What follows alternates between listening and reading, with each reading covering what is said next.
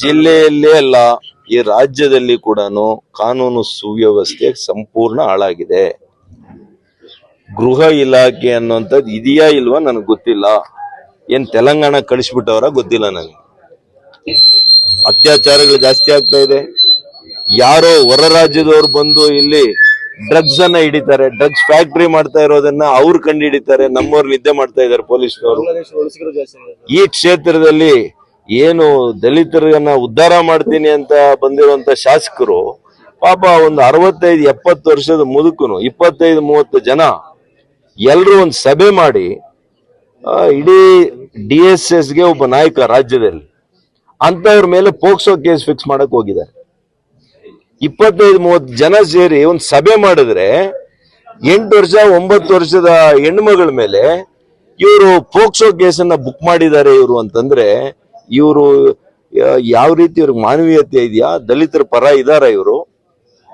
ನಾನು ಹೇಳಿದ್ದೀನಿ SP ಅವರಿಗೆ IG ಅವರಿಗೆ, ಅವ್ರನ್ನ ನೀವು ಅರೆಸ್ಟ್ ಮಾಡಿ ಈ ವಿಷಯದಲ್ಲಿ ಉಗ್ರ ಹೋರಾಟ ನಾನು ಮಾಡ್ತೀನಿ, ನಿಮ್ಮಲ್ಲಿ ಒಬ್ಬರ ತಲೆ ದಂಡ ಆಗೋವರೆಗೂ ನಾನು ಬಿಡೋದಿಲ್ಲ ಅಂತ ಹೇಳಿದ್ದೀನಿ. ಏನಿದೆಲ್ಲ ಕೂಡ ನೀವು ಮಾಡಿದಿರ ಇನಿಷಿಯಲ್ ಇದು ಮಾಡಿದಿರ, ಎನ್ಕ್ವೈರಿ ಮಾಡಿದಿರ? 30 ಜನ ಇರ್ಬೇಕಾದ್ರೆ ಸಭೆ ಮಾಡಿದ್ರೆ ನೀವು ಪೋಕ್ಸೋ ಮಾಡ್ತೀರಿ ಅಂದ್ರೆ, ನನ್ ಮೇಲೆ ಮರ್ಡರ್ ಕೇಸ್ ಮಾಡಿದ್ರು, ಯಾರೋ ಅವನೋಗಿ ಮರದಲ್ಲಿ ಆತ್ಮಹತ್ಯೆ ಮಾಡ್ಕೊಂಡ್ರೆ ಅಬೇಟ್ಮೆಂಟ್ ಕೇಸ್ ಹಾಕಿದ್ರೆ ಏನಾಯ್ತು? ಈಗ ನೀವೇ ಬಿ ರಿಪೋರ್ಟ್ ಹಾಕಿದ್ರಿ. ಯಾಕೆ ಸರ್ ಈ ರೀತಿ ಮಾಡ್ತಾರೆ? ದುರುದ್ದೇಶ, ಷಡ್ಯಂತ್ರ ಮತ್ತು ರಾಜಕೀಯದ ಒಂದು ಹಗೆತನ. ಈ ರೀತಿಯಲ್ಲೆಲ್ಲ ನೀವು ತೀರ್ಸ್ಕೊಳ್ಳೋದು. ನಾನ್ ಹಿಂಗೆಲ್ಲ ತೀರ್ಸ್ಕೋಬೇಕು ಅಂತಿದ್ರೆ ನಿಮಗಿನ್ನ ಹೆಚ್ಚಿನ ಅಧಿಕಾರ ನನ್ನಲ್ಲಿತ್ತು. ನಾನು ಈ ರೀತಿಯಲ್ಲಿ ಮಾಡ್ಲಿಲ್ಲ. ನಾನ್ ಮಾಡಿದ್ದು ಈ ಜಿಲ್ಲೆಗೆ ಏನ್ ಮಾಡ್ಬೇಕು ಅಂತ ಹೋರಾಟ ಮಾಡಿ ನಾನ್ ಮಾಡಿದೆ. ಜನರಿಗೆ ಏನ್ ಮಾಡ್ಬೇಕು, ರೈತರಿಗೆ ಏನ್ ಮಾಡ್ಬೇಕು, ಮಹಿಳೆಯರಿಗೆ ಏನ್ ಮಾಡ್ಬೇಕು, ಈ ರೀತಿ ಕಾರ್ಯಕ್ರಮಗಳು ತಂದೆ. ನಿಮ್ ತರ ರಾಜಕೀಯ ಜಿದ್ದನ್ನ ಮಾಡಿ ಒಬ್ಬರನ್ನ ಜೈಲಿಗೆ ಹಾಕ್ಸೋದು, ಇನ್ನೊಬ್ಬರಿಗೆ ಸುಳ್ಳು ಕೇಸುಗಳನ್ನ ಹಾಕ್ಸೋದು, ಇಂಥ ಕೆಲಸ ನಾನು ಮಾಡಕ್ ಹೋಗಿಲ್ಲ. ಅಲ್ರಿ, ಮರಗಳು ಪೂರ್ಣ ಪ್ರಮಾಣದಲ್ಲಿ ಬೆಳೆದಿರ್ತಕ್ಕಂಥ ಮರಗಳನ್ನ ಬಫರ್ ಝೋನ್ ಅಲ್ಲಿ ಇದೆ, ಕೋರ್ಟ್ ಅಲ್ಲಿ ಕೇಸ್ ನಡೀತಾ ಇದೆ. ಚಿಂತಾಮಣಿಯಲ್ಲಿ ನೀವು ಕೇವಲ ಆ JK ರೆಡ್ಡಿ ಮನೆ ಪಕ್ಕದಲ್ಲಿ ಇದೆ ಅಂತೇಳಿ ಹೊಡೆದಾಕಿದ್ರಿ. ಅವ್ರ ಮೇಲೆ ದ್ವೇಷ ಇದ್ರೆ ಮರಗಳ ಮೇಲೆ ಹಾಕಿ ಬಿಡ್ತೀರಿ. ಮರಗಳನ್ನ ಹೊಡೆದಾಕೋದ್ರಿಂದ ನಿಮ್ ಸಂಸ್ಕೃತಿಯನ್ನ ನೀವು ತೋರಿಸ್ಕೊಟ್ಟಿದ್ರಿ.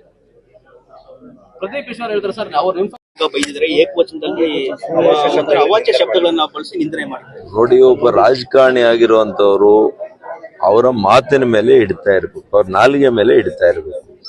ಅದರಲ್ಲಿ ಕೂಡ ಒಂದು ಹೆಣ್ಣುಮಗಳು ಅಧಿಕಾರಿ ಇದ್ದಾಗ ಅವ್ರು ತಪ್ಪು ಮಾಡಿದ್ರು ಕೂಡ ಅದನ್ನು ಹೇಳುವಂತ ರೀತಿ ನೀತಿ ಇದೆ.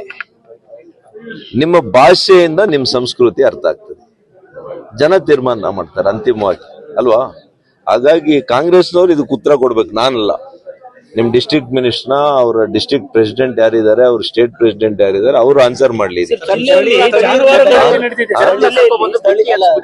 ಅದೇನಪ್ಪ, ಪಕ್ಷದ ಮುಖಂಡಗಳು ಇದ್ರ ಬಗ್ಗೆ ಅವ್ರು ತೀರ್ಮಾನ ಮಾಡ್ಬೇಕು. ಅವ್ರು ಇದ್ರ ಬಗ್ಗೆ ಏನ್ ಹೇಳ್ತಾರೆ ಅಂತ ಹೇಳಿ ಆಮೇಲೆ ನಾನು ಹೇಳ್ತೀನಿ. ಜಿಲ್ಲೆಯಲ್ಲಿ ಜಾನುವಾರು ಗಣತಿ ನಡೆದಿದೆ. ಜಾನುವಾರು ಸಂಖ್ಯೆ ತುಂಬಾ ಕ್ಷೀಣ ಆಗಿದೆ. ಹೌದು, ಜಾನುವಾರುಗಳು ಕಡಿಮೆ ಆಗ್ತಾ ಇರೋದು ನಿಜವಾಗಿಯೂ ಕೂಡ ಆತಂಕದ ಒಂದು ವಿಷಯ. ಯಾವಾಗ್ಲೂ ಕೂಡ ಇಕೋಸಿಸ್ಟಮ್ ಅಂತ ನಾವೇನ್ ಹೇಳ್ತೀವಿ, ಆ ಇಕೋಸಿಸ್ಟಮ್ ನಲ್ಲಿ ಬರೀ ಮನುಷ್ಯರು ವಾಸ ಮಾಡಿದ್ರೆ ನಾವು ವಾಸ ಮಾಡ್ಲಿಕ್ಕೂ ಆಗಲ್ಲ, ಇರ್ಲಿಕ್ಕೂ ಆಗಲ್ಲ ಜೀವನದಲ್ಲಿ. ನಮ್ಮ ಜೊತೆಗೆ ಜೀವರಾಶಿ ಏನು 72-75 ಕೋಟಿ ಜೀವರಾಶಿ ಇದೆ, ಆ ಇಕೋಸಿಸ್ಟಮ್ ಇದ್ರೇನೆ ಭೂಮಿ ಉಳಿಯುತ್ತೆ. ಬಹಳ ಜನರಿಗೆ ಗೊತ್ತಿಲ್ಲ ಇದ್ರ ಬಗ್ಗೆ.